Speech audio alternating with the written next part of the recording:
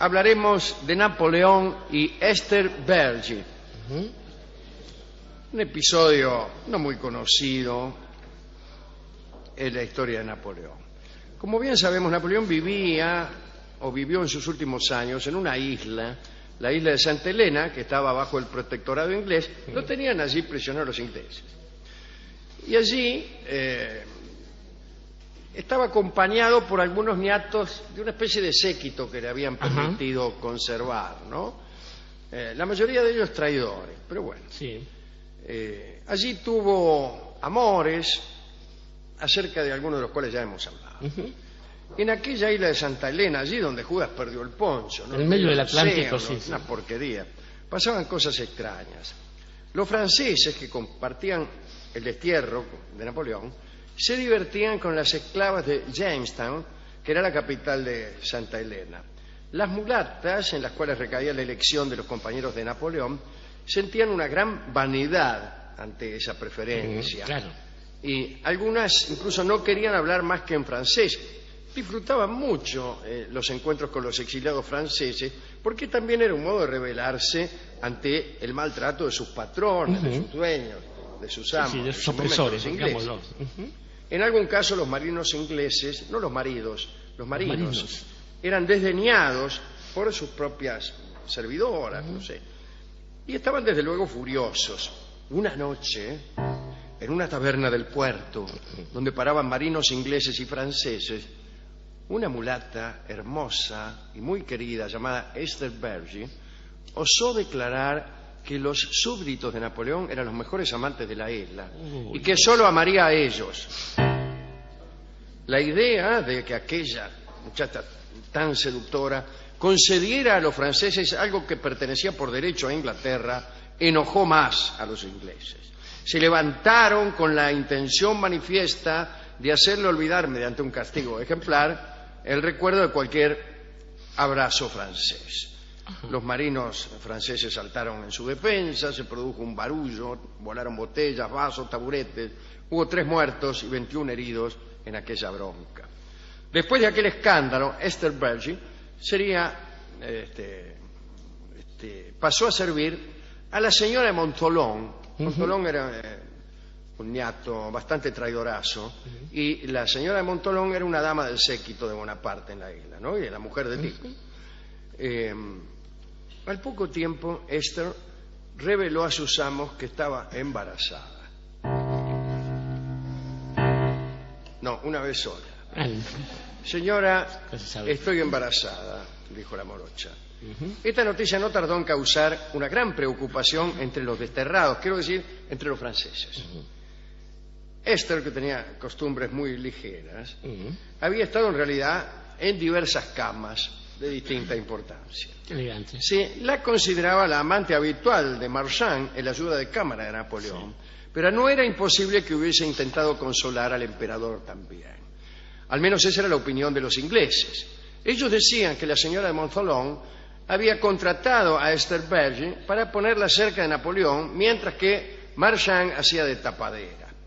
Es factible que Esther haya sido amada por muchos y que entre todos ellos figurara Napoleón. Pero aunque nadie tuviera certezas respecto de la paternidad de este niño, que estaba por nacer, era lógico que fuera otorgada al más importante de los supuestos amantes, solo por un deslizamiento del sentido común. El asunto fue que aquel embarazo puso muy nerviosos a todos los habitantes de la isla. Todos pensaban que Napoleón iba a tener otro bastardo. Y esos rumores llegaron hasta el propio Napoleón, y Napoleón se indignó. Preocupado por levantar su prestigio alicaído, Napoleón negó todo y ordenó que Esther fuera expulsada de su séquito. Los ayudantes de Napoleón le hicieron observar respetuosamente que ese despido causaría un muy mal efecto en la población y que los ingleses publicarían en los periódicos que el emperador caído echaba a las criadas a la calle después de haberles hecho un niño. Bueno, caramba. La verdad es que todos los hombres del séquito francés estaban enamorados de Esther. No querían que se fuera. Entre los enamorados figuraba Marchand y también el general Gourgaud, ayudante de campo de Napoleón. Desesperado ante la posibilidad de una expulsión, Marchand se plantó ante Napoleón y le ofreció una solución. Propuso casarse él directamente con Esther. De este modo, los rumores de un embarazo gestado por Napoleón se esfumarían.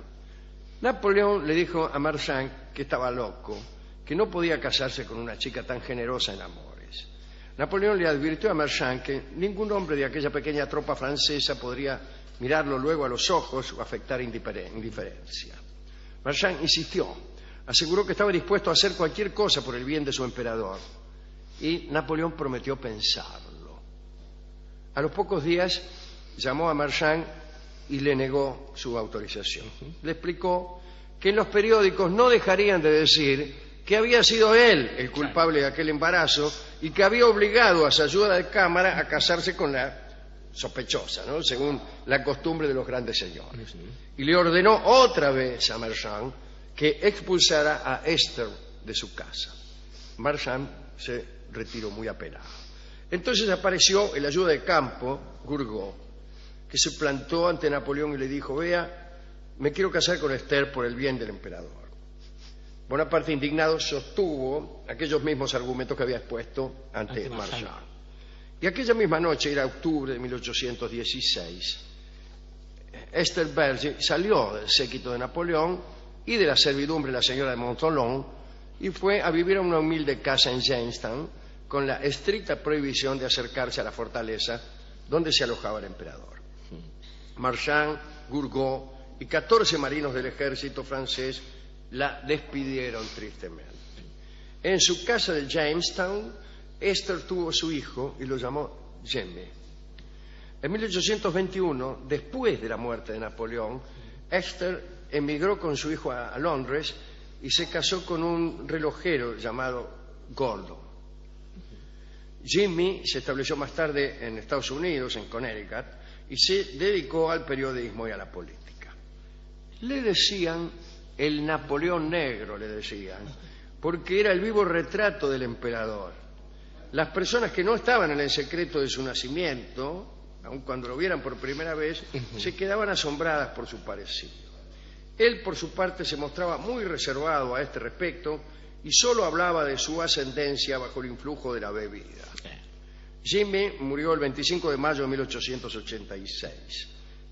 Y esta es la historia que queríamos contar acerca de Esther Berger y de lo que pasaba con los franceses en Santa Elena, y también de los celos nacionales que suelen existir, una forma más de tantas supersticiones xenófobas que existen por ahí, ¿no? Que se escribe que los franceses son mejores amantes que los ingleses son más valerosos que los belgas son mejores billaristas que los checos, y todo así, ¿no? Bueno, ¿a quién quiere dedicar esto? Estaba pensando, sí, hay varias mucha conductas gente nobles, ¿no? En principio, para ir no tratando de descifrar nada ni de averiguar nada, pero sí como para echar un poco más de luz, no sería extraño que fuera su majestad el amante de Esther, puesto que la mujer de su vida fue otra mulata, Josefina Beauharnais. Así. Le gustaban las morochas americanas, por lo menos, y esto es posible. Me parece muy interesante, ya demasiado lacanianamente para usted, que el tipo que prefería compartirla con todos se llamara Marchand. Si la chica era una obra de arte, es lógico que el señor la quisiera compartir con los muchachos. Pero pensaba también en esta especie de cosa curiosa que han establecido las naciones dominantes, y es que cuando establecen una clase dominante en cualquier lugar, si se trata de algo prestigioso, aunque sea un inútil, el responsable es el señor. Si es algo probioso, aunque sea el responsable, el único impune es el señor. Es un curioso lugar de preeminencia que ha establecido la dominación inglesa, sobre todo en la India, ¿no? Ser padre puede ser bueno o malo, según el caso, y en este caso ninguno de ellos supo si era bueno o malo. Digo también que había otra cosa en este juego, Alejandro, y es que nadie creía, y esto fue hasta 1821, y para muchos de nosotros, seguidores del emperador, hasta el día de hoy, que un tipo como Wellesley, un hombre tan mediocre como Wellington, hubiese derrotado al gran Napoleón Bonaparte, y que en esta historia, cada vez que se hacía, comentan, igual que el chiste aquel de lo sublime a lo ridículo, no hay más que un paso, el paso de Calais, que separa ingleses de franceses, cada vez que alguien arguía alguna superioridad francesa, le decían, remember Waterloo, en buen flamenco. Nosotros seguimos creyendo que una derrota no hace ciertamente a la grandeza de un hombre, pero también podemos ver aquí que los opresores, en este caso los británicos, lograban que una clase dominante, otra caída, la de los franceses, se aliase con las muchachas, porque los opresores se creen que casi todo aquello que dominan les pertenece en serio, y hay cosas que ni con la fuerza se obtienen, ni con el dinero se compran, y esas cosas siempre pasan por el lado de la pasión. Pero para cerrar esto, quiero sumar un dedicando más, además de Burgot, que algo bueno tenía, porque digo, en esa runfla de traidores supo ser la ayuda de campo de otros campos del emperador. Digo, estaba pensando en algo cuyo aniversario se produjo hace poco, ¿no? El retorno del general Perón a la Argentina, que fue precedido por un montón de diálogos entre el hombre que estaba exiliado y de algún modo derrotado por la historia y el general Lanusse. Y hay una serie de respuestas enormes, de las cuales una de las finales es, díganle a Lanusse que voy a volver cuando yo lo decida, y aquí se termina la conversación. Lo que quiero decir es que un líder, en cualquier situación en que esté, un hombre que ha tenido el amor de su pueblo y que ha conocido la victoria, sabe que está pulseando simplemente con la historia, y que entonces sus decisiones van a ir mucho más allá de lo que pase realmente en los hechos, y por eso a veces es necesario cuidar la imagen. Eso, claro, no lo saben simplemente los hombres poderosos, sino lo sabe un líder, un hombre, un varón, un hombre de honor, como Villefort. Con Villefort es el tango que vamos a escuchar en la versión de Horacio Salgán y Ubaldo de Lío.